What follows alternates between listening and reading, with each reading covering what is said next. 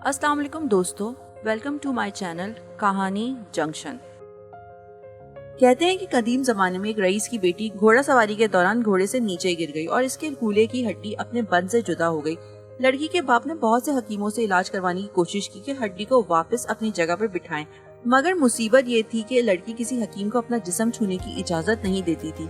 बाप ने बहुत इसरार किया कि बेटी हकीम को शरीयत ने भी महरम करार दिया है, लेकिन बेटी किसी तरह राजी नहीं हो रही थी और दिन ब दिन कमजोर होती जा रही थी।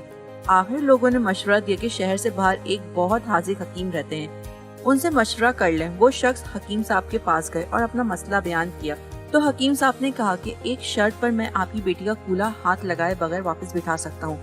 वो शख्स कहने लगा, जो भी शर्त हो वो कबूल करने पर आमादा है। हकीम ने कहा कि शर्त यह है कि एक बहुत मोटी ताजी गाय मेरे लिए ला दो तो मैं इलाज कर दूंगा आपकी बेटी का। वो शख्स बहुत भारी कीमत पर शहर की सबसे तंदोमंद गाय खरीद कर हकीम साहब के घर ले गए। हकीम साहब ने कहा कि आप अपनी बेटी को परसों अपने साथ ले आएं, उसी दिन अल्लाह के हुक्म से उसका इलाज कर दूंगा। जब वो शख्स चला गया तो हकीम साहब ने अपने शागिर्दों से कहा कि 2 दिन तक ना तो गाय को घास का एक तिनका खिलाया जाए और ना पानी का एक कतरा पिलाया जाए।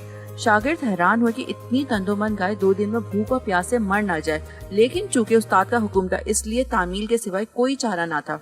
2 दिन तक गाय भूख और प्यास की शिद्दत से बहुत कमजोर हो गई। दोपहर के वक्त वादे के मुताबिक वो शख्स अपनी बेटी को चारपाई पर डालकर हकीम साहब के पास ले आया। हकीम ने लड़की के वालिद से कहा कि अपनी बेटी को गाय की पीठ पर बिठा लें। सब बहुत हैरान हुए, लेकिन हुक्म मानने के अलावा और कोई रास्ता ना था। लड़की को गाय की पीठ पर बिठा दिया गया।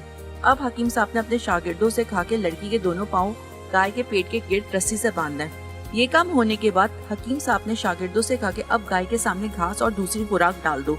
गाय 2 दिन की भूखी प्यासी थी, जल्दी जल्दी खाने लगी। हकीम साहब ने इसके सामने पानी की बड़ी सी बाल्टी में बहुत सा नमक डालकर रख दिया और गाय तेजी से पानी पीने लगी। पानी में नमक की आमेज़श ने प्यास की शिद्दत और बढ़ा दी तो गाय ने एक साथ बहुत सा पानी पी लिया।